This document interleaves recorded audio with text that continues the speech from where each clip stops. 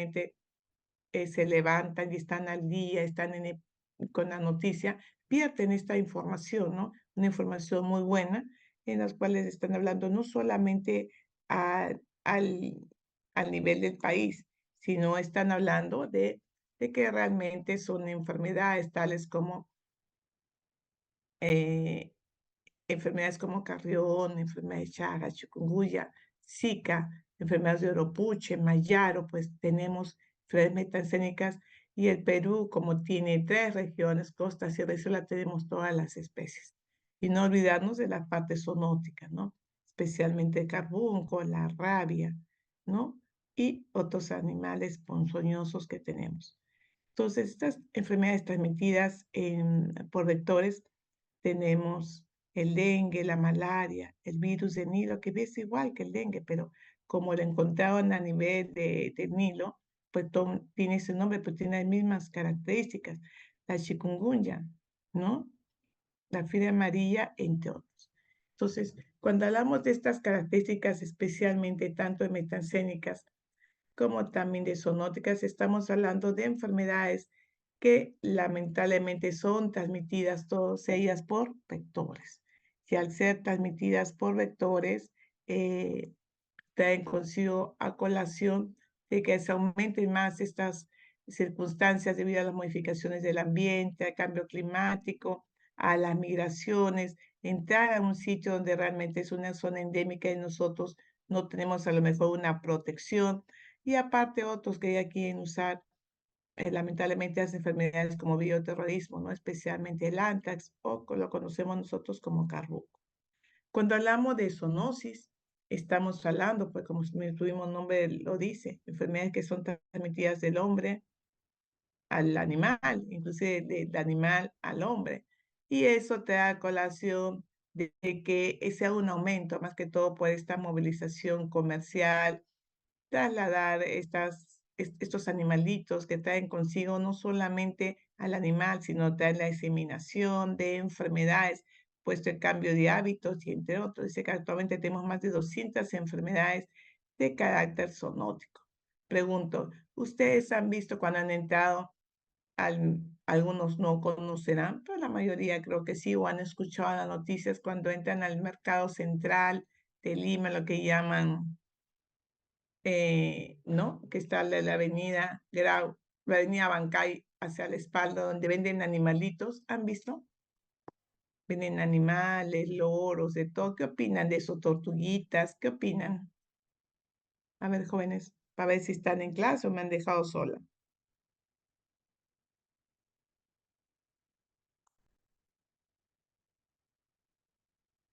A ver, participantes. Su manito levantó Judy y Andrea. A ver, Eh, Sí, buenos días.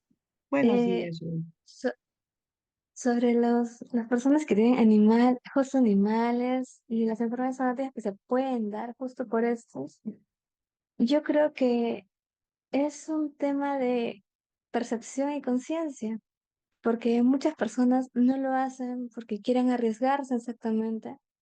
Yo misma tenía mascotas cuando era más pequeña y de esa forma, no tantas, un poco, pero no tantas, pero sin embargo lo que vi es que el estilo de vida que hoy en día llevamos no permite y el tipo de viviendas en las que nos encontramos y muchas cosas que tienen que ver relacionadas justo a esto son las que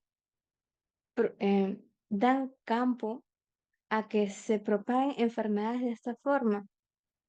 Sencillamente de que ya ahora hay ciudad, campo, no es como antes, O sea, usted, y Judy, convivir con animales. Judy, Ajá. usted dice que porque tener mi vivienda se propaga. O sea, yo puedo tener en mi casa, pues, un, que le puedo tener un chanchito, puedo tener un monito, un lorito, puedo tener una boa, y porque tengo en mi casa se va a propagar. No es No porque estoy necesariamente cambiando solo su por hábitat, eso, o estoy cambiando es un su factor, territorio. ambas cosas, no solo uno, es un factor. Uno, que no se encuentra en su hábitat natural. Dos, que al traerlos acá, como son las casas por acá, en Occidente, no permite justo esa convivencia. Y no digo que se tenga que hacer exactamente, pero es un factor que influye bastante de lo que he podido observar. Más que todas Aparte, las verlo modificaciones del ambiente y qué enfermedades tienen esos animalitos. Porque esos animalitos tienen también, porque algunas muchas veces enfermedades y más que todo si vienen de un sitio que es la selva, que viven a su libertad y traerlos acá realmente le cambiamos su hábitat. Gracias, Judy. sí, Estaba ujú. también nuestra alumna que siempre participa también, aparte de Judy, Andrea. Andrea, ¿qué me puede decir? Buenos días, doctora. Con Hola, Andrea. respecto a la situación o el caso que usted planteó, primero, esa situación que está ocurriendo, primero es maltrato animal, ya que esos animales no deberían de estar siendo comercializados, ya que no están en su hábitat. Y segundo, acerca de la epidemiología y la salud, estos animales pueden ser reservorios para próximas enfermedades. Es situación similar a lo que pasó con el COVID-19 debido a que en China había, en sus mercados vendían animales no domésticos que para el consumo y por esa misma razón fue que se propagó luego el virus, ¿no? Yo creo que está mal, Efectivamente, debería eso tomar es, ¿no? medidas. Así es. Son animales que tienen sus enfermedades que deben estar ahí. Entonces, sacarlos de su hábitat, sacamos de todo, y no solamente al animal, también a todas sus enfermedades, ¿no? Y es distinto, una enfermedad que tiene un animalito y una enfermedad que tiene el humano y que le puede transmitir a ella. Gracias, Andrea. Especialmente cuando hablamos de esto, estamos hablando de estas zoonosis, de estas enfermedades que son lamentablemente transmitidas por unos animalitos que por la venta de comercio que hemos visto, ¿no? Por más que sale por la televisión, está prohibido la venta de comercio, pero uno pasa y ve perritos, tortuguitas, conejitos, de todo, ve hasta chanchitos. Entonces trae consigo pues un problema de qué? De salud pública. Y es un problema de salud pública muy, muy grave, porque se imagina ese animal tenga una X enfermedad, porque no creo que ellos cuando tengan un animal tengan un permiso y que realmente los vean y estudien que no tiene ninguna enfermedad. Y si esta enfermedad, este animalito trae consigo alguna enfermedad, se va a diseminar y realmente es un foco infeccioso y un punto para iniciar realmente, lamentablemente, una epidemia. Entonces, cuando hablamos de la reseña de esta zoonosis, hablamos de que muchos años, hasta creo que en la Biblia hablamos de la rabia, ¿no? Y posteriormente, al ver el incremento a través de los años, cómo iba aumentando esta transmisión, más que todo dada por los animalitos. Entonces se vio que la rabia, la peste, el leptospirosis, el carbunco y entre otros comenzaron a tener una gran incidencia y se ve y se dijo que a partir de los 90 iba a haber una vigilancia epidemiológica muy alta en lo que es la rabia y la peste. Entonces ahí tienen una directiva de la vigilancia epidemiológica de zoonosis, accidentes de ponzoñosos y episodios. Y esta vigilancia tiene que dar más aún, ya que pueden regresar enfermedades reemergentes, como también podemos debutar con enfermedades emergentes. Muy bien. Cuando hablamos de estas enfermedades zoonóticas, pues acuérdense que no solamente pueden ser virus, pueden ser bacterias, parasitosis y especialmente ver que estas zoonosis virales que se dan, pues trae consigo la enfermedad como hemos tenido lo que es el COVID, ¿no? El COVID que es una enfermedad zoonótica y especialmente otras que podrían venir dada por bacterias como, ¿no? Bacterias como la salmonela y otras que realmente que son causadas por priones, como son las enfermedades de las vacas locas, porque da una encefalopatía, que no lo tenemos acá, pues sí en Europa. Y este es un control que tenemos que tener porque es difícil controlar el reservorio cuando es a nivel selvático. Entonces, cuando hablamos de epizotia, estamos hablando, señores, señoritas, de es muy igual que una epidemia, ¿no? Es el aumento de incidencia de enfermedades que se producen en un área geográfica, más que todo en las poblaciones animales, se llama epizotia.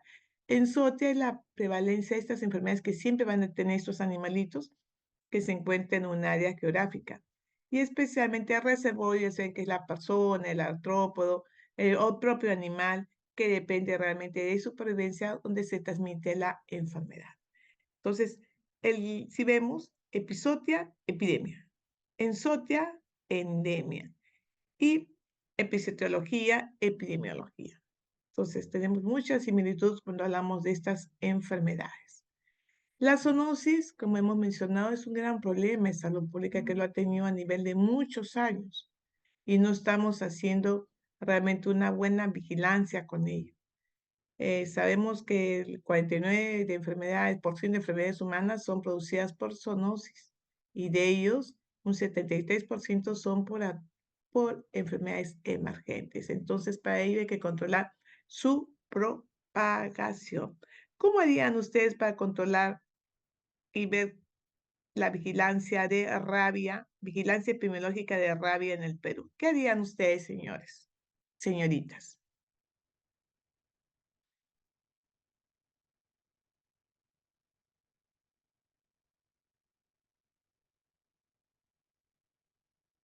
A ver, ¿qué me pueden decir? Bueno, no sé qué vamos a hacer, señorita delegada. ¿Qué vamos a hacer? Porque sigo acá, yo no sé quiénes están presentes. Está Daniel 1, Daniel 2, Daniel 3, no sé, no sé. Por favor, cámbiense el nombre porque esas personas que tienen Daniel, por más que me digan presente, para mí van a estar ausentes porque no han tenido esa capacidad de entrar a su aula virtual, entrar a su clase como debe ser. Muy bien, vamos a haber levantado su manito como de costumbre. A ver, Grecia, muy bien, Grecia. A ver, Sí, doctora. Bueno, en ese caso yo creo que serían campañas de repente de vacunación contra la rabia, porque existe ya la vacuna, ¿no? También de promoción, digamos, o hacerles saber a la población de que, por ejemplo, ha habido casos en que un perrito digamos, de la calle ha mordido a alguna persona y entonces a veces las personas se quedan en su casa y no saben cómo actuar, pero en realidad lo que se debería hacer es que vaya al establecimiento de salud y ponerse la vacuna, ¿no? Y tomar las medidas adecuadas. claro, un punto sería eso. Gracias, Grecia, por tu participación. Muy bien, ha sido gusto que participen. Otra manito que ha levantado. ¿Nadie más levantó? Vi 4. Judy.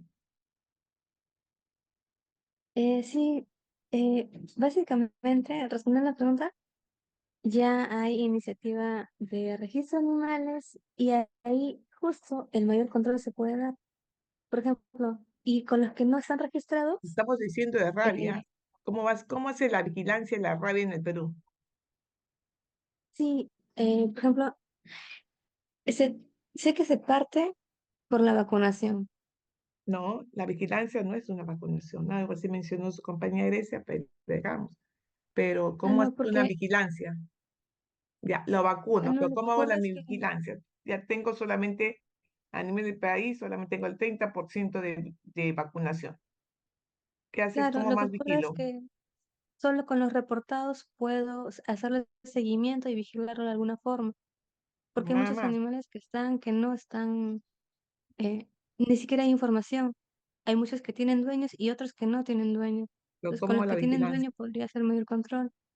Ah, eso en ciudad, porque en campo lo que tratan de hacer, entiendo yo, es justo ir a las áreas, tomar muestras y ver, justo tomar una muestra, un ejemplar de varios, de un grupo que está en cierto hábitat y ver, testearlos, hacerles exámenes para ver si tienen o no justo la enfermedad y ver cómo se pueden propagar y en qué tanto en contacto están con la ciudad o con las personas.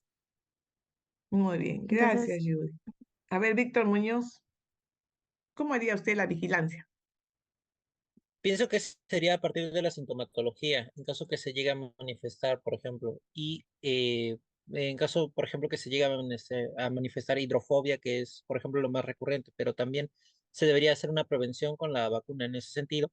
Y algo más con respecto a lo del tema quería comentar justamente para una medida que se está aplicando en Suiza, justamente, que es llevar un registro de la vacunación, justamente de los perros que uno pueda tener en ese sentido. También a su vez el uso de bozales y demás, justamente para evitar que haya esa mordida y que también con ello mismo se llegue a contagiar la rabia en ese sentido a los demás.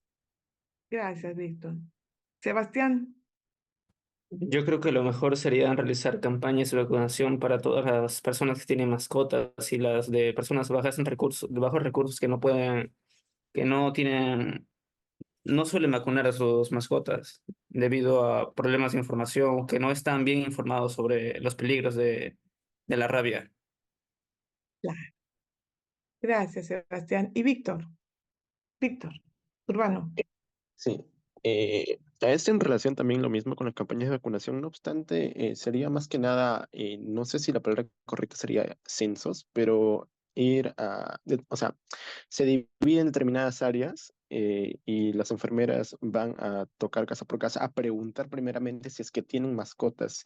Y con esto voy a llevar una relación de cuánto es el número de mascotas en el área, ¿no? Y en relación a ello, recién voy a poder aplicar un plan de vacunación o no. Y asimismo también se les mencionan si han tenido antiguamente mordidas o si características básicamente del animal, ¿no? Si es que es peligroso o si es que, mejor dicho, tiende a ser agresivo. Y con esto ya tengo una posible relación de dónde, de qué lugares son los focos donde puede haberse dado o donde se está dando esta rabia, ¿no? Muy bien. Lo que ustedes han mencionado, todo eso se llama prevención. ¿Pues cómo haría la vigilancia? La vigilancia, señores, la vigilancia se hace cuando, buscando los corpúsculos de Negri, es en caso de rabia. Ustedes han visto de que hay perritos que los atropellan, los matan, están tirados en las pistas y en otras partes. Esos perritos se les saca la cabeza, se les lleva al centro antirrábico acá en Lima Metropolitana y se les busca los corpúsculos de Negri.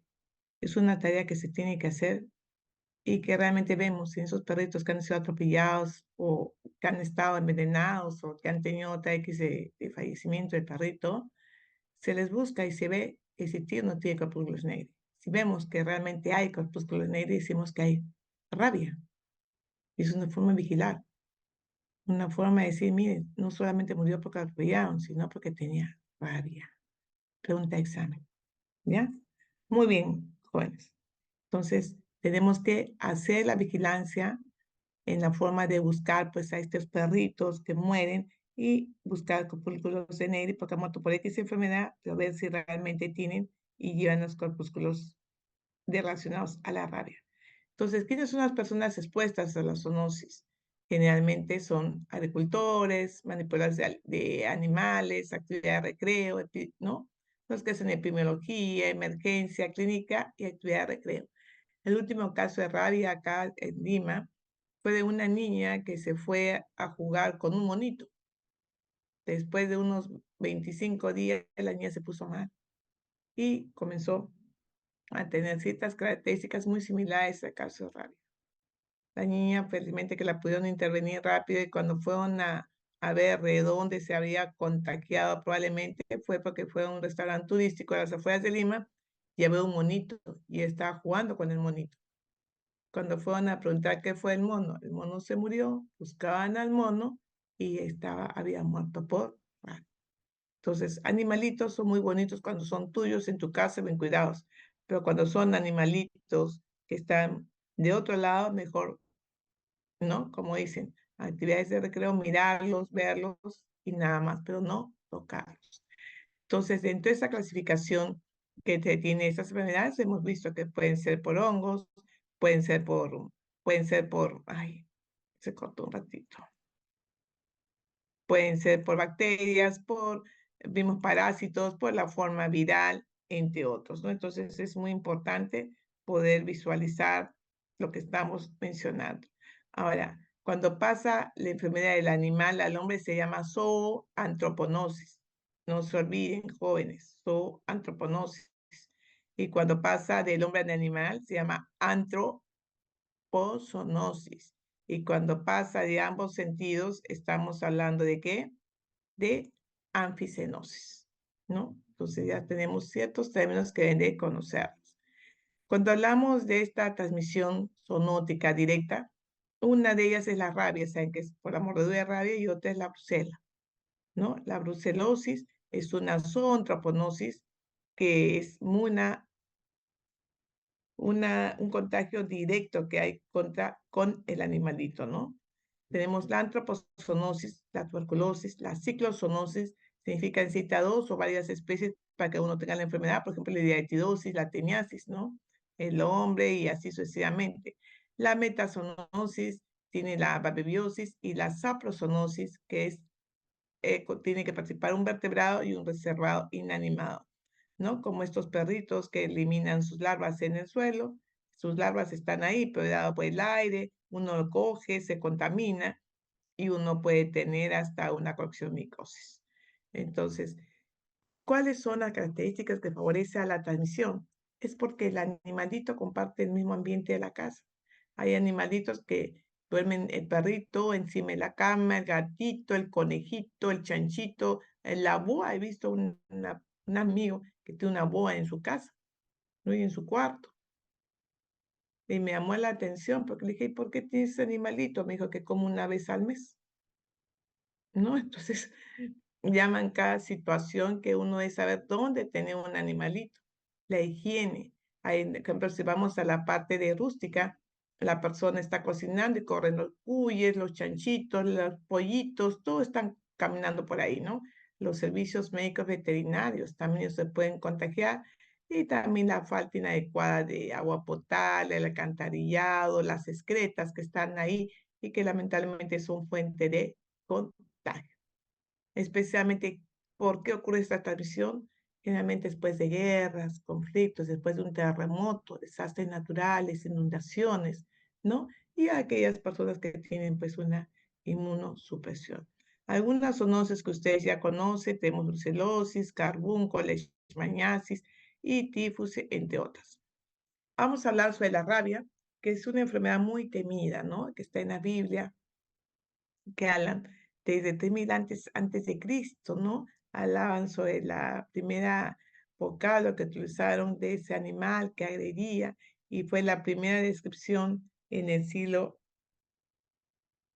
XVIII, ¿no? En la cual se hablaba ya del código de Sumer Babilonia, donde realmente había una relación dada con la rabia por el humano por la mordedura de estos animalitos.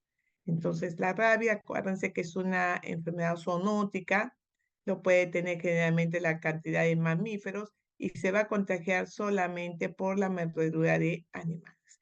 Existe un ciclo, el ciclo que hace el propio perro que va a tener la rabia y el propio humano que va a hacer pues todo el ciclo de la rabia, ¿no? Y no solamente el perro, sino hablemos de otro animalito que lo tenemos inclusive por la universidad y por todos lados, el murciélago hematófago, ¿no? Como llaman también el vampiro Desmondus rotundus, que en el año, hace como unos 12 años, 15 años, me llamaron de una casa de Barranco, en las cuales me dijeron de que había un murciélago.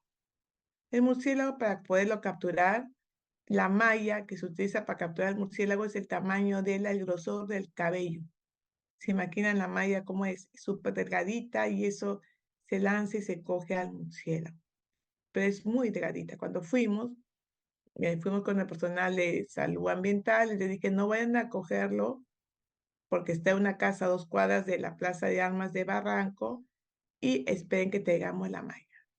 Cuando estaba buscando la famosa malla, la red, para poder capturar a estos animalitos, se presentaron trayéndome al murciélago en un frasquito. Me dicen, doctor, acá está el murciélago, acá está casi medio como se le ha pegado, está medio vivo, está medio somnoliento, pero está mal. Y se tomaban fotos con el murciélago, estudiaban al murciélago, se tomaban, hasta el propio director en esa época se tomó su foto.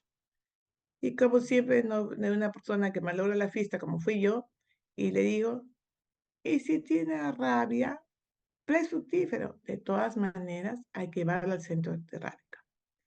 Lo llevaron. Lamentablemente tenía rabia. ¿Dónde se contagió? ¿Cómo fue? Tenía rabia, ¿no? A consecuencia de eso, toditos fueron vacunados en medida profiláctica, todititos recibieron su vacuna. Entonces, por más que tengamos, sí tenemos. Ustedes en la noche cuando ven volar, no son pajaritos, son murciélagos.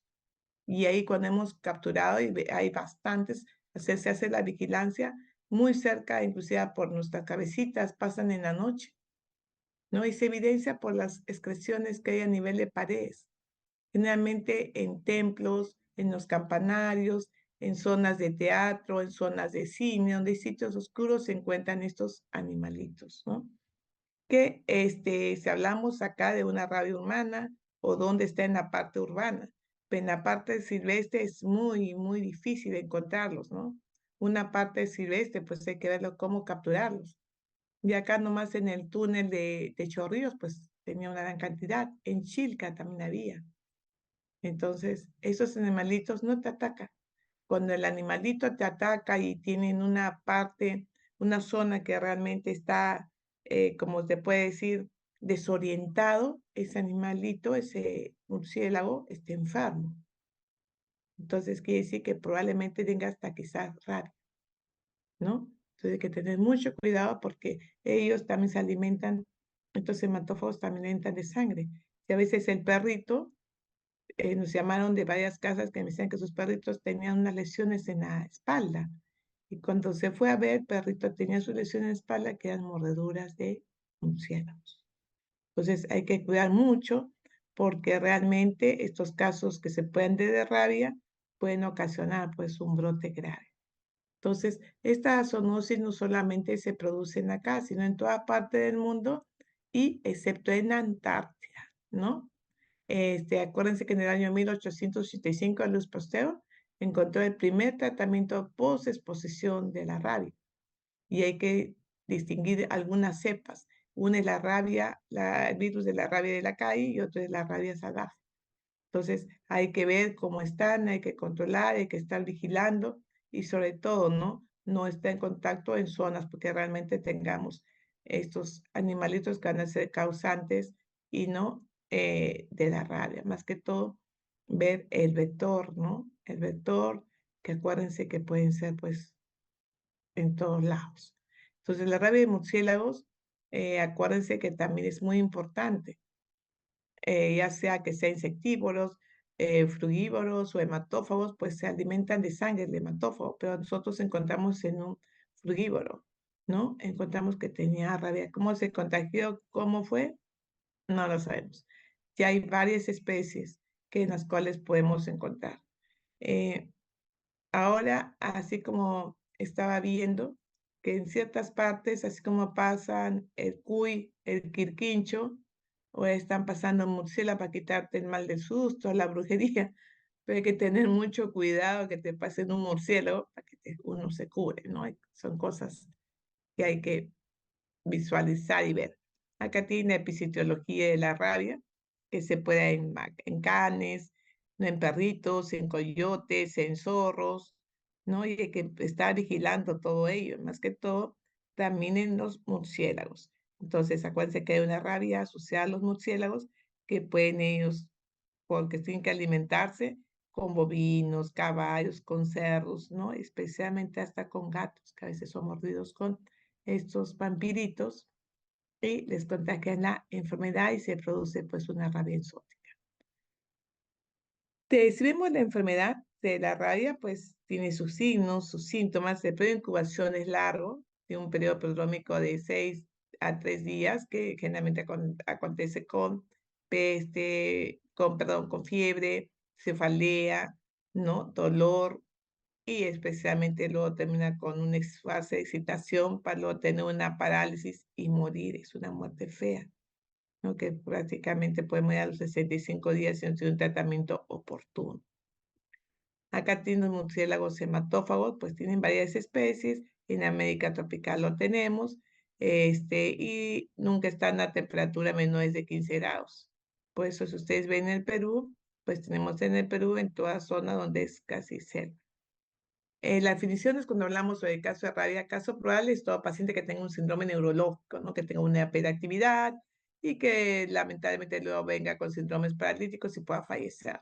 Entonces hay que ver siempre el antecedente. Tuvo un contacto con un animal, tuvo un arañazo, sospecha de que ella trabaja por riesgo ocupacional, trabaja con animalitos, fue a visitar un zoológico o fue a visitar un campo de recreo, ¿no? de incubación, inclusive se ve, dice que varía de 10 días hasta casi un año, ¿no? Y hay que ver el tiempo promedio de 50 días. Y caso confirmado es cuando hacemos, pues, lamentablemente las pruebas y sale positiva la inmunofluorescencia directa, ¿no? O a PCR a tiempo real. Entonces, siempre hay que ver cuándo se estuvo en contacto con el perro o el animal, ¿no? Que tiene que ver más que todo el caso sospechoso, si el perro es con rabia, hay que inclusive estudiarlo y ver dónde, cómo, cuáles fueron sus contactos y cómo fue.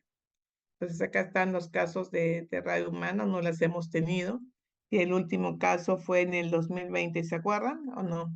Hemos tenido rabia en el Perú y a consecuencia de qué fue, ¿alguien me puede decir, ustedes que son muy atentos a las noticias epidemiológicas?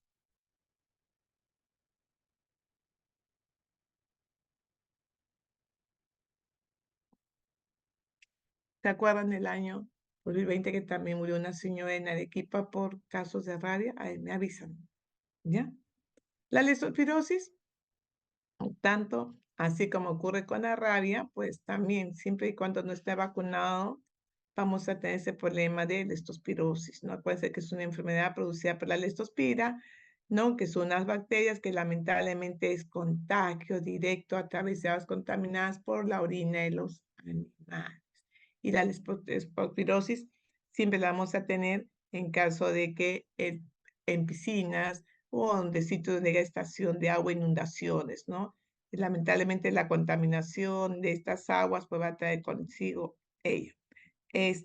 Mario, ¿qué me puedes decir? Aymelech, Ah, no, era lo de la señora que falleció de rabia, fue el año pasado. cuéntame, así es. Me ¿Cuándo menciona fue? que un ¿Cómo perro fue? callejero se metió a su casa, la mordió y no le puso atención y a los 3 meses ya los síntomas habían avanzado mucho, entonces Y falleció en qué lado? En la zona de Arequipa. ¿Por qué? O sea, les voy a decir que en el mes de agosto vamos a vacunar a los perros. Ya estará la vacunación. Pues lamentablemente la gente no vacuna a su perro. Yo los invito para que realmente reflexionen y hagan una propaganda a los perritos, a la gente que tenga perro, para que vacunen a sus perros. En agosto, nuestro propio centro de salud sale a vacunar y todo el ministerio sale a vacunar a los perritos. Es realmente un acontecimiento ver en las zonas rurales cómo a los perritos los llevan en camionetas, en mototaxis, los perritos llevan 5 o 6 perritos. Y acá en Chorrillos nos llamó la atención que una señora dijo, no puedo estar mis perritos, ¿pueden ir? Y cuando fuimos encontramos algo así de 40 perros en su casa, ¿no? Y vacunados 40 perros pasamos casi toda la mañana. Pero hay que hacer la promoción de la vacunación canina que se viene en agosto. Muchas gracias. Entonces la leptospira, ya saben que se contagia a los seres humanos, ya saben que la leptospira, ¿no? Se ha encontrado con las pruebas serológicas, tiene 240 paridades, ya saben que el reservorio más importante puede ser el perro, el ovino, el chanchito, ¿no? Y sobre todo se albergan en riñones, por eso es que cuando sale uno al medio ambiente se va a contagiar agua, la orina de los perros por el agua, por el suelo, los alimentos. Por ello, cuando vende los alimentos a nivel del suelo en los mercados, yo pregunto, pues está limpio, ¿no? ¿Qué habrá habido antes? ¿Se habrán contagiado? ¿Y cómo habrá sido, no? Entonces, la transmisión de mecanismos es algo muy importante, ¿no? Ver cómo se ha contagiado a través de tejidos, a través de la orina, por el suelo, en forma indirecta, por una contaminación, ¿no? ¿Cómo ha sido? Es importante ver el periodo de incubación, que se cita 14 días. Generalmente la estospira se va a eliminar por la orina y empieza generalmente por malestar general, una contractura muscular, me duele la espalda, la mayoría dice, tengo un dolor muy terrible, tengo náuseas, tengo como un resfrío, cuando le sacan y hacemos el estudio epidemiológico, dónde estuvo, cómo estuvo, pues lamentablemente nos dimos cuenta de que tenía un contacto con orina, porque estuvo en una piscina, estuvo en otra reunión donde realmente había agua, ¿no? Agua o en el suelo contaminado. La susceptibilidad, pues son todos, ¿no? Realmente es terrible. Acá tiene la leptospirosis, que iniciando, miren cuántos casos, tenemos más de 100.193 casos. O sea, y se está disparando y no estamos haciendo nada. Miren los casos, ¿no? Los casos probables, todavía falta la falta de confirmación. Entonces, de acá hay que hacer una vigilancia, ¿no? ¿Qué está pasando con ello? Entonces, acuérdense que la leptospirosis es muy importante. Sus manifestaciones clínicas generalmente parece como si tuviese una influenza. Estoy mal, estoy agripado, me siento mal, estoy en la piscina, estoy en una reunión, pero no sabe que está desarrollando una leptospirosis, ¿no? Acuérdense que la leptospirosis es un problema de salud pública y es principalmente después de inundaciones, de piscinas, que vamos a encontrar lamentablemente estas personas. Otro es el quiste hidatídico, ¿no? Que lo vamos a encontrar por el Echinococcus granulosus, acuérdense, ¿no? Y que siempre se puede alojar en el hígado, en el pulmón, ¿no? Del niño. Y es a consecuencia de que van a estar contaminados al ingerir pues verduras o cualquier alimento que esté crudo y que realmente vamos a encontrar los huevos de este parásito. Pues es muy importante vacunar y desparasitar también a los perritos. Por más que el perrito sea hermoso, precioso, lindo, ¿no? Hay que desparasitarlo, es un animalito. Entonces, ¿por qué? Porque puedes contagiarte por Echinococcus granulosus y posteriormente tener un quiste hidatídico, ¿no? Entonces, hay que tener mucho cuidado con estas prácticas de higiene que se tiene y más que todo, la importancia epidemiológica es de contar lamentablemente con este ciclo de transmisión por este larvario, por este parásito, ¿no? Que tienen los animalitos. Entonces, cuando hablamos de hidatidosis o equinocosis quística, pues hay que ver de que esto da una causa de mortalidad muy importante, no solamente dado por los perritos, sino también por ganado, ¿no? Especialmente a través de bovinos, caprinos, ¿no? Hay que tener mucho cuidado con ellos. Según la OMS, dice que esta Echinococcus es una enfermedad parasitaria en las cuales tiene dos formas muy importantes que está a nivel del hombre, ¿no? Que te puede dar una etidosis, ¿no? Y inclusive puede haber una participación muy grande cuando ya te afecta a pulmones, especialmente en la parte alveolar. Entonces, esos programas de desparasitación de perros, ovejas, es muy importante. Esta enfermedad de hidatidosis la tienes en todo el mundo, ¿no? Excepto en Antártida. Pero lo tienes en la China, en la Rusia, en Perú, en todas partes. Otra enfermedad que tenemos es la toxoplasmosis. No acuérdense que es un protozoo, es el Toxoplasma gondii, en los cuales pues lo vamos a tener más que todo en quién, en los gatitos. El otro día entré al policlínico, había un hermoso gatito. Uno puede tener su gatito en su casa. Yo quiero mis animalitos en mi casa, pero no en un centro laboral. O han visto hermosos gatitos por la universidad. A ver, ¿qué me cuentan? A ver, bueno, me gustaría tener su percepción que tiene los gatitos. A ver, ¿qué me pueden decir, chicos? Señoritas, jóvenes. Judy,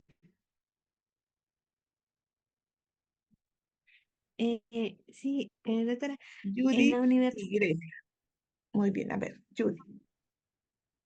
de los gatitos que veo por la Gatitos. universidad, yo entiendo que ellos están bajo un ligero control porque los vacunan y les dan de comer, no solamente porque los dejan caminar por ahí. ¿Y quién Y los de eso se vacuna y encargan quién justo. los deja comer? ¿Quién les da comida? Son chicos voluntarios, Y la que, mayoría de pues, si son veterinaria, voluntarios, ¿no algunos sería mejor llevarse su gatito a su casa? ¿Cómo lo dejas solito? ¿Quién nos ve? ¿Quién nos cuida? Yo quiero un gatito, pero yo a mi casa, podría ¿no? ser, solo que yo ahí Porque, veo que están como que medio en su ambiente, tienen espacio y más libertad. o sea, Algo tienes. así es lo que yo Entonces veo. puedo llevar todos los perritos, todos los gatitos, chanchitos, todo puedo llevar a la universidad.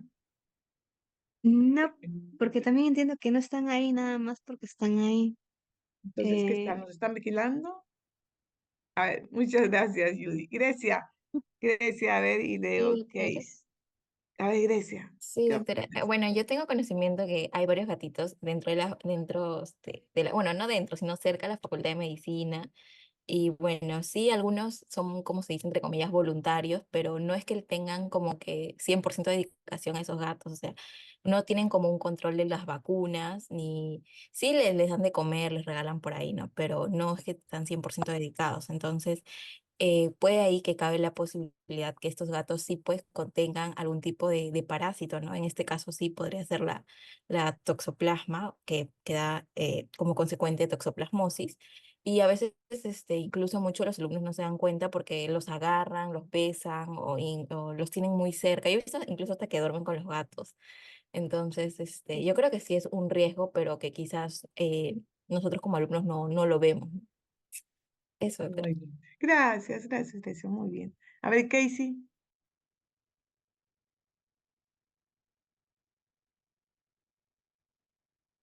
A ver, Casey Pizarro. Sí, Levantó su doctora, mano. disculpe. A ver, Em, ¿qué opinas? en cuanto a los gatos, como mi compañera Judy mencionó, yo tengo entendido que sí hay un pequeño grupo voluntario que trata de apoyar a los gatitos y trata de mantenerlos lo más saludables posibles. Sin embargo, creo que el problema en realidad radica en la esterilización de estas mascotitas, ya que creo que es mucho más complicado que ponerles una vacuna y requiere de mucho más material, esfuerzos, cuidados posteriores y hasta donde yo tengo entendido, algunos de estos gatitos que vemos por ahí no se dejan agarrar tan fácilmente y es por eso que también podría incrementar la cantidad de gatitos que hay. Por ejemplo, creo que sí he visto 2 o 3 perritos y creo que ellos sí están esterilizados, pero creo que va más por ahí, va por el lado de que no se dejan esterilizar. Y hasta donde yo tenía entendido la toxoplasmosis, o quizás era en gatos menores de 2 años, y es más en los gatos pequeñitos, o sea, pequeñitos bebés me refiero, las crías de gato hasta los 2 años. Entonces, el riesgo por ahí sería más que una de las gatitas quede embarazada y ya que no hay una correcta esterilización y recién ahí podríamos evidenciar algún brote o algo más grave de toxoplasmosis en la universidad. Mm, Y los gatitos, ¿dónde los encuentran? En la universidad. Por todos lados, ¿no? Gatito está muy bonito que esté, pero esté en un sitio, ¿no? Pero no puede estar en otros lados, que me imagino que luego ustedes me van a decir, no puede estar en sitios donde realmente no se debe permitir gatitos, al menos si hablamos de la universidad. Hay ciertas áreas que no pueden tener. Tenemos alpaquitas, sí, pero ¿dónde están? Podemos tener gatitos, pues pueden estar en un sitio, pero no los gatitos paseándose especialmente. Me gustaría que me digan qué gatitos hay en cierto lado donde no debe de haber, y eso es una llamada de atención severa, hasta una multa por tener gatitos en un lugar dentro de la universidad que no se debe de tener. ¿Ya? Muy bien. A ver, entonces, cuando hablamos de toxoplasmosis, más que todo, el gato va a producir, si le pasa lamentablemente la toxoplasmosis a una mujer gestante, ese niño va a tener problemas. El niño. El niño, lamentablemente, este toxoplasma se presenta más que todo para afectar el sistema nervioso central. Este niño puede nacer pues una infección congénita y lamentablemente va a tener una discapacidad intelectual y a consecuencia de ese gatito, este niñito que está por nacer tan feliz, va a ser contagiado, va a tener una retinocoiditis y al final va a nacer ciego. Entonces, hay que cuidar mucho a nuestras gestantes que no estén en contacto con los gatos si no están bien tratados esos gatos. Otra enfermedad es la brucelosis, conocida también con la fiebre ondulante o recidivante, también conocida como la fiebre manta. Esta brucelosis es una enfermedad en la cual está producida por la brucela, ¿no? La brucela se va a transmitir también porque hay contacto directo por la contacto con el hombre, ¿no? Productos derivados con ellos, especialmente la leche, huesos, quesos que no están pasteurizados. Entonces, la manipulación a través de estos animales y más que todo de la ingesta de leche que no está pasteurizada, ni tampoco el queso, vamos a tener muchos casos de brucelosis que realmente es terrible tenerlos en la persona, ¿no?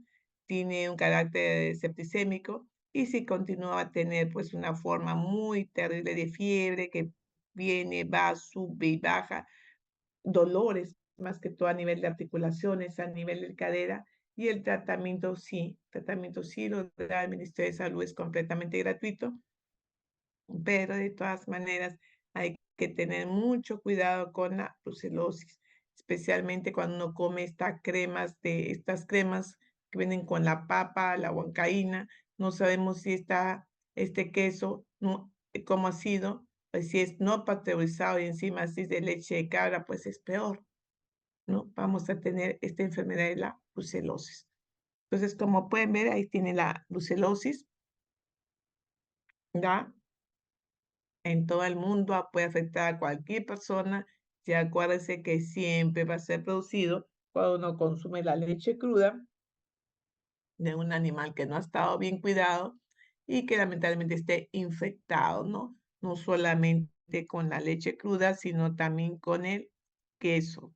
Por eso cuando come esos quesos, porque es el queso fresco, que le echan aceite, lo licúan, le echan sal, su ají y todo lo demás, podemos estar comiendo brucelosis. Generalmente en el gran caso de brucelosis que he visto, que es producido por derivado por de estas cabritas, de parte ovino, caprino, ¿no? La gente viene siempre, estoy mal, tengo fiebre, pero una característica muy importante que me gustaría seguirla es el dolor a nivel de cadera.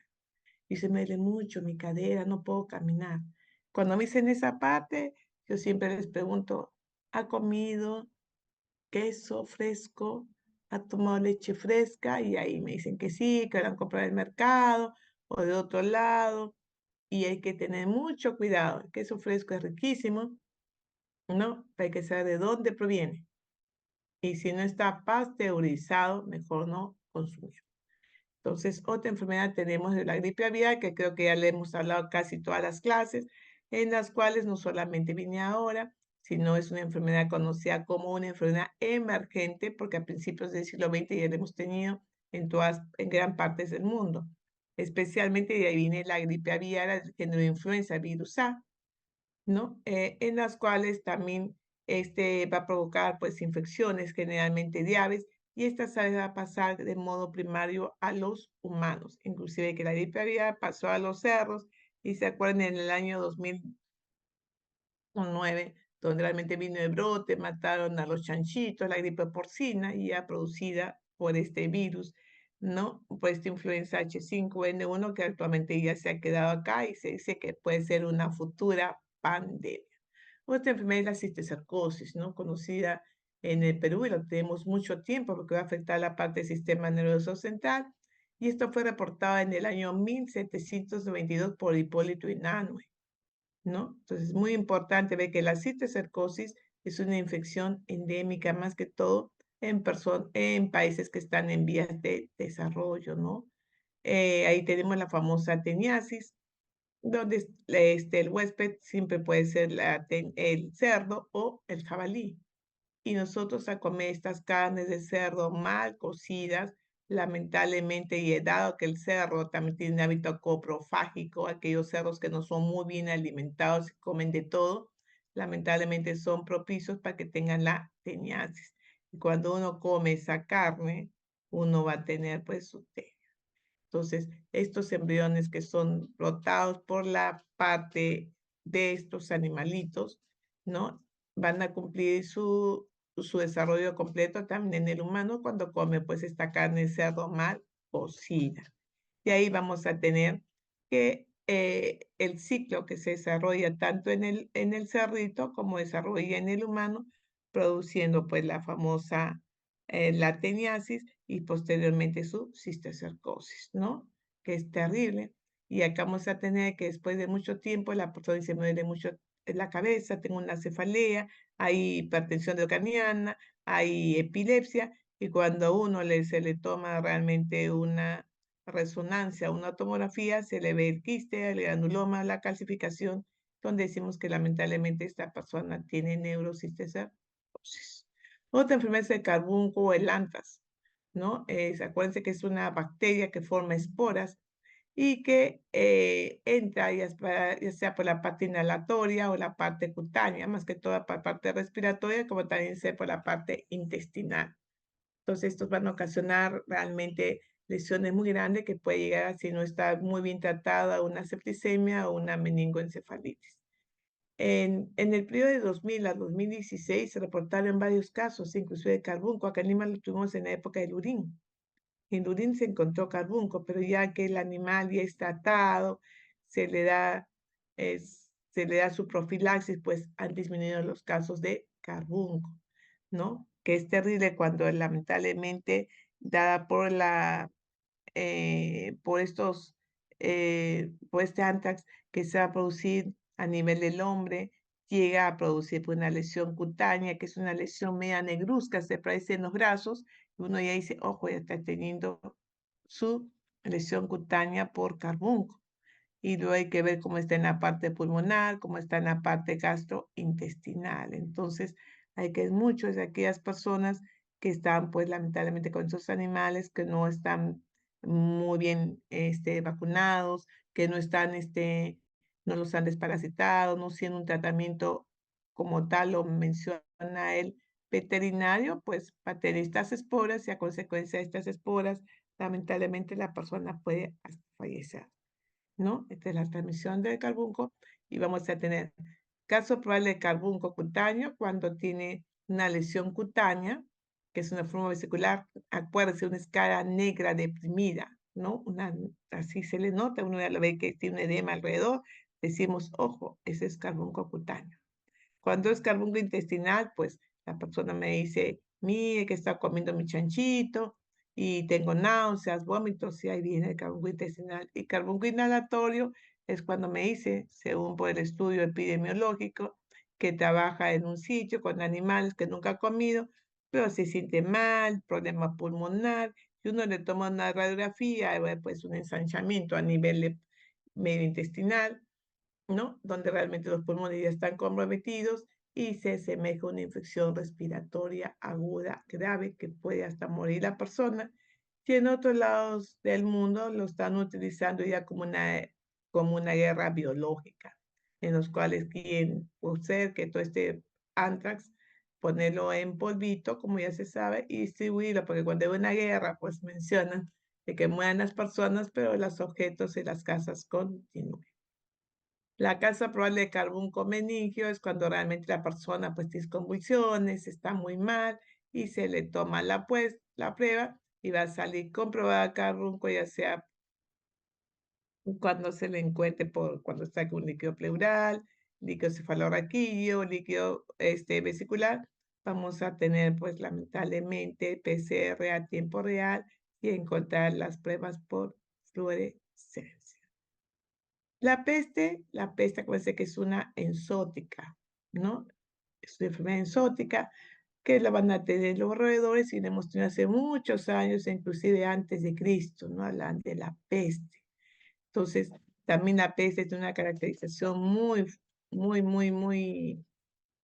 característica, que va a comenzar con fiebre y aumento de los ganglios, especialmente los bubones, y aumento de los ganglios linfáticos. Y esto puede producir posteriormente una sepsis o rara vez entra una peste neumónica. Generalmente siempre la peste bubónica por los bubones que hay. Entonces la peste ha vuelto a regresar, dice, por los puertos de Pisco y de Callao, y hemos tenido los últimos casos en la parte de Lambayeque. Hoy en día no se tiene casos de peste, pero siempre hay que estar vigilando. Acuérdense que la peste bubónica, ¿no? Es la más frecuente, los bubones, el aumento de ganglios. La peste neumónica casi no, pero la peste bubónica generalmente hay que ver las axilas cuando se siente mal, hay dolor generalizado, siempre revisar bien al paciente, ¿no? Revisarlo, ver tumefacciones que tiene a nivel de los ganglios, cómo están aumentados y ver si ha tenido pues relación con animales, la rata, la pulga, ¿no? La pulga que ha estado por esos sitios terribles son lamentablemente que es una de las causantes que te produce por la picadura, pues estas necrosis, estos abscesos y morir por la peste bubónica. Acá tienen el modo de transmisión, generalmente la rata, la pulga, donde realmente va a pasarte a la persona dando una peste bubónica que te va a afectar la parte de los ganglios o la peste neumónica. Transmisión de persona a persona lamentablemente sí existe. Acá tienen los signos y síntomas de la infección Schengen pestis, en los cuales acá tienen, ¿no? La peste bubónica, cuánto dura su periodo de incubación, y de 1 a 6 días cuando es liberada por la peste neumónica, ¿no? Generalmente las que más se van a encontrar va a ser la peste bubónica, ¿no? En las cuales solamente sí, en la peste neumónica sí hay diseminación por aerosoles. Pues la peste bubónica no hay transmisión, solamente que te pique pues la pulga, ¿no? Que tenga la infección. Acuérdense que también hay que tener mucho cuidado con las precauciones que hay que tener con los fluidos corporales, de la curación que hay, porque esto al final, estas lesiones en piel que van a ser pústulas, nuestros bubones van a reventar y esto va a ocasionar pues lamentablemente una bacteriemia y una septicemia y muere la persona, inclusive algunos llegan hasta la amputación de las manos. Acá tienen la peste bubónica en la parte inguinal y miren, cuando hay que amputar ya un pie, ya está la peste neumónica. Esto es producida por la pulguita. Cuando hablamos de enfermedades metancénicas, hablamos de este vector, este Aedes aegypti, que yo la tengo esta foto, es una foto mía que la encontré en la universidad, ¿no? Cuando me dijeron, doctora, le digo, este es Aedes, que tomé la foto, le digo, tomen la foto ustedes para que no me digan de que yo he traído mi zancudito, pues ahí está, ¿no? Lo tenemos. Pero hay que ver que estas enfermedades metancénicas es uno de los problemas graves que se ha producido en la salud pública, ¿no? Tales como la malaria, la bartonela, la triponema y entre otros, pues son enfermedades graves de salud pública. Y esto siempre va a estar relacionado a estos desequilibrios que hay a nivel de estos microclimas, ¿no? O estos cambios climáticos que tenemos.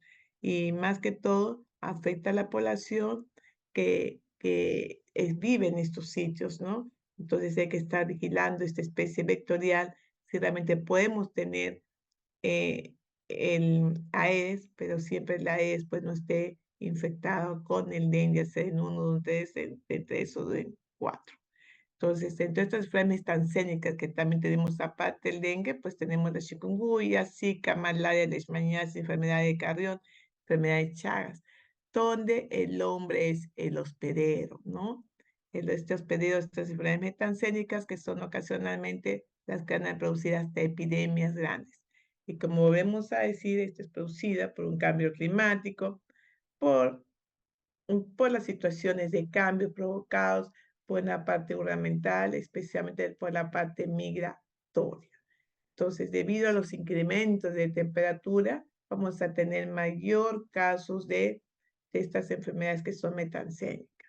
Pero cuando ya baja estas temporadas de frío, también pues nos acaban de decir que este animalito se está aclimatando también a zonas de frío. Este animalito, este Aedes antes vivía en aguas limpias, por eso decían, era un Aedes, se conocía generalmente como un insecto, un zancudo limpio, ¿no? Intradomiciliario que vivía en aguas limpias, pero no, vivía en charcos, en aguas contaminadas, vive también ahí, o sea, aclimatado también lamentablemente este vector.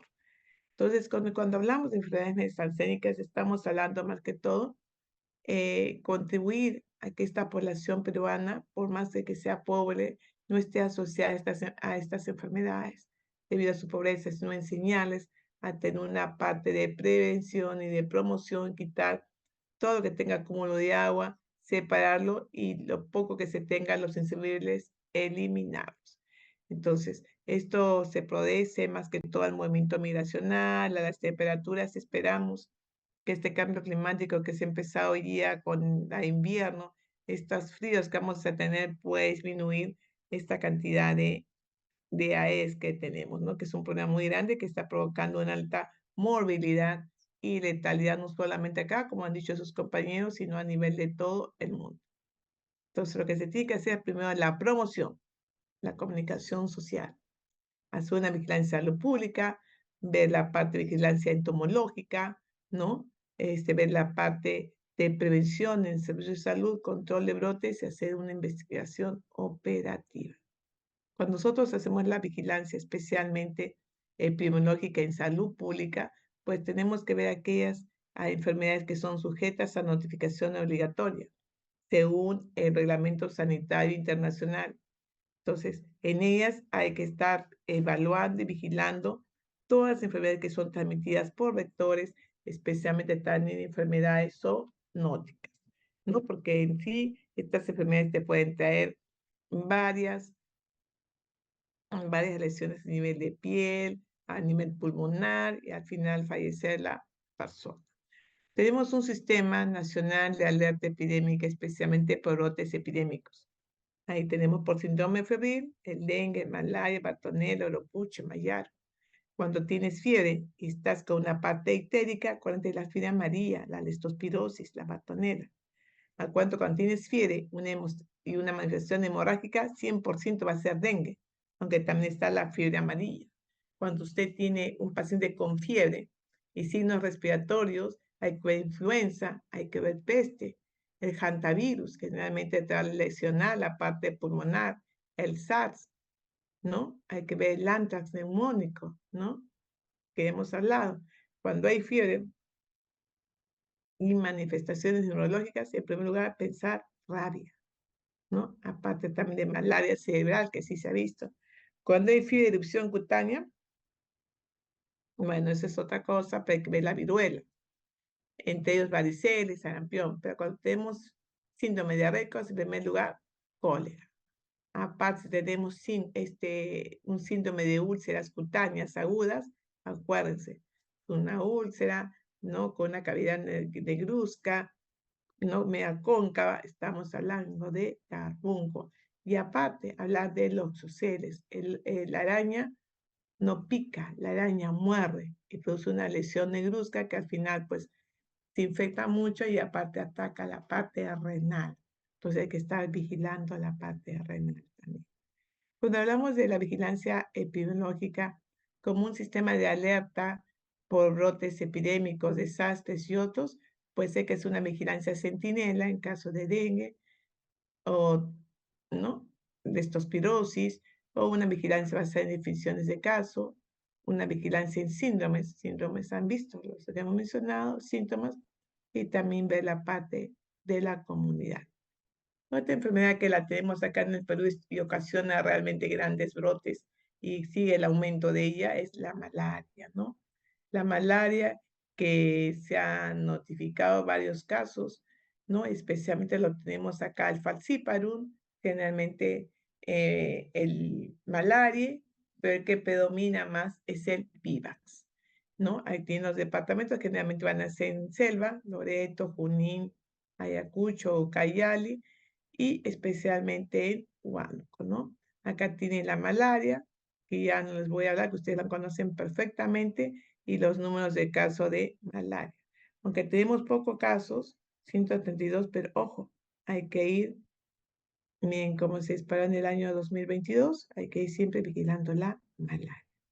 El dengue, pues el dengue, ya saben que no hay un tratamiento específico, que existen vacunas que sí hay, no hay, pues tenemos para algunos tipos de virus, desde a partir de los 4 serotipos, pero hay que tener más que todo una prevención y promoción de toda nuestra población.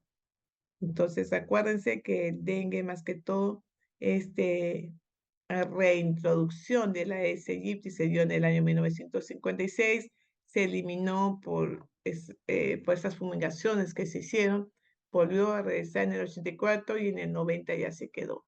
Hemos tenido en el 90 una epidemia de lena en la Amazonía, en el 95 muy grande hemos tenido de en Amazonía y Iquitos, en el 2001 en toda la costa norte, ya comenzó a salir de ahí, si no hay en la parte de Piura, ¿no? En el 2010, un brote grande en Iquitos, en 2017 se disparó, ¿no? Por tener, lamentablemente, con lo que es el niño costero, 2020 por la pandemia del COVID, y generalmente lo tenemos en 2024, una gran epidemia del dengue. El genotipo que está teniendo acá en el Perú es el genotipo asiático americano, ¿no?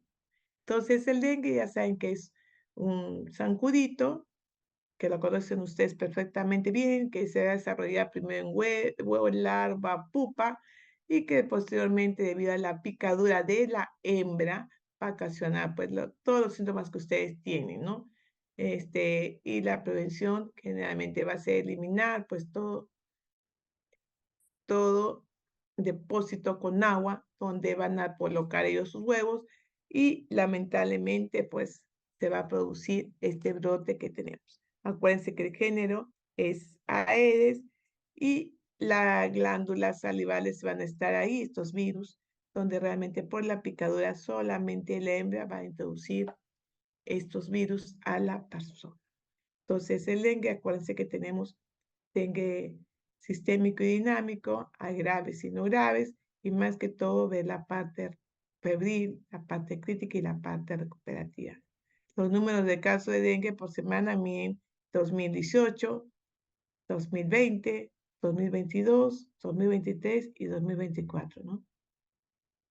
Ahí se nota claramente en el aumento de casos de dengue que hemos presentado. Miren, ya estamos ni a mitad de año.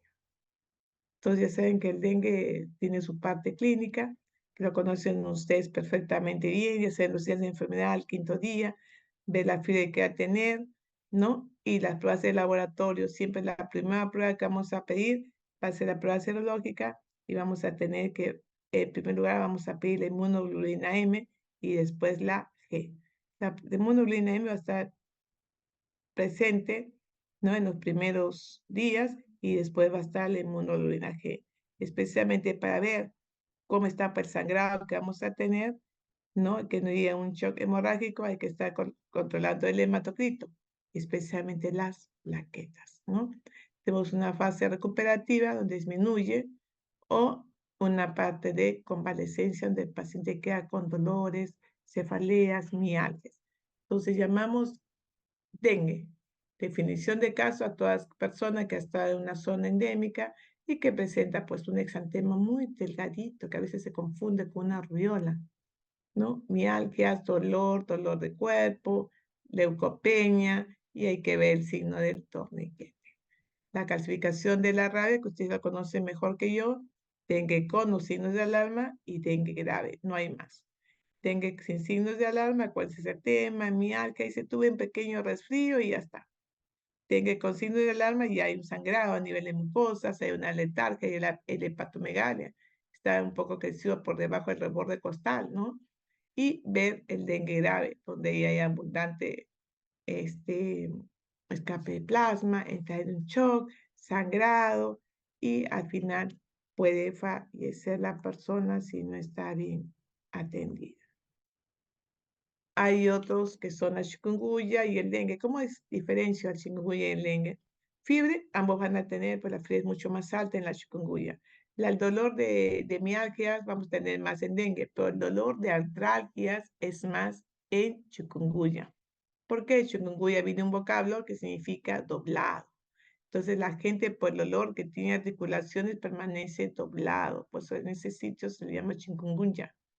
Entonces, cuando uno tiene mayor linfopenia, ¿no? Tiene dolor de artralgias muy marcado, tenemos que sospechar fiebre y artralgias de chikungunya.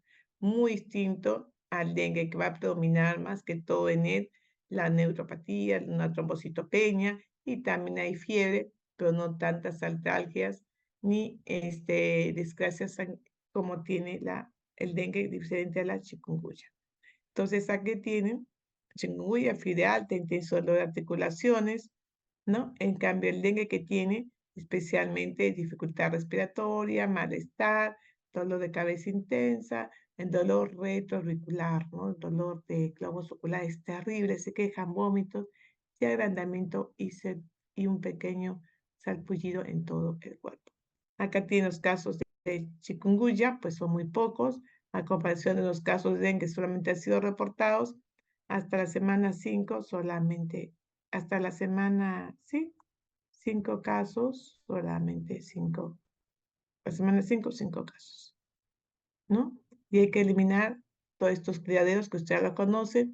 Otra enfermedad es Zika, que está entendida como una enfermedad emergente, ¿no? Entró en el Perú en el año 2016, 2017 se reportó los casos generalmente en Chincha y en Lima, en la zona de Comas, ¿no? Entonces, la semana actual no hemos tenido casos de Zika, que es importante estar relacionada a la Zika. Como ustedes pueden ver, 2024 no hemos tenido casos, ¿no? Pero es muy importante y espero que este invierno pues desaparezca. Otra enfermedad que tenemos es la leishmaniasis, ¿no? La leishmaniasis, que es una enfermedad parasitaria, que ya la conocen ustedes mundialmente, la leishmaniasis que la tenemos, ya sea una leishmaniasis visceral, que la conocen otros como calazar, ¿no? Y esto lamentablemente se va a presentar más la leishmaniasis, una leishmaniasis pues bucocutánea, que es terrible ver en aquellas personas que vienen de sierra, ¿no? De Huancayo, de Puno, de la zona donde realmente se paran con chalinas, se sacan y les falta un pedazo de nariz, de boca y a veces fallecen por ello, ¿no? Entonces, la leishmaniasis está siempre vinculada a estos cambios climáticos. La gente entra donde abunda estos insectos y lamentablemente están contagiados por la leishmaniasis y da por buscar oro, por buscar la tala de árboles y entre otros, pues aparecen con esta leishmaniasis. Caso de leishmaniasis en el Perú, en el 2024 sí tenemos casos, 163 casos, que aún no tenemos, ¿no? Más que todo se va a presentar en zonas de selva. La enfermedad de Carrión, pues ya la conocen ustedes perfectamente bien, es por una Bartonella bacilliformes, ya saben de que es una enfermedad conocida como la verruga peruana, ¿no? La enfermedad de la orolla, y que esta ha producido una fiebre muy alta, una anemia y al final fallece la persona. Y esto es gracias a que, lamentablemente, este mosquito flebotomo conocido como luxomía vive de 500 a 2.200 metros sobre el nivel del mar, que ya lo tenemos acá nomás. Ya se ha encontrado luxomía acá en Chosica. Entonces, acuérdense que ya viene una etapa prodrómica, una parte patogénica, donde realmente, pues cuando no hay buen cuidado, llegan a fallecer como falleció nuestro héroe de la medicina peruana, ¿no? Acá tiene enfermedad de Carrión, que hay fiebre, artralgias, mialgias, una ictericia muy marcada, una esplenomegalia y la parte de complicación, ¿no? Si no recibe un tratamiento adecuado, la persona fallece. También tenemos una enfermedad asintomática, sin signos, pero son portadores. Y ver también la parte crónica, ¿no? Donde está presente la parte de la verruga y generalmente ocasiona muchas lesiones. Entonces acá tenemos dengue, fiebre amarilla, traducir por Aedes, leishmaniasis por plebotomos, malaria por anófeles, enfermedad de Chagas por tiotomos y filariasis linfática producida por Urex. Muy bien, señores, señoritas, ¿alguna información, algo por ahí? ¿Algo para mencionar?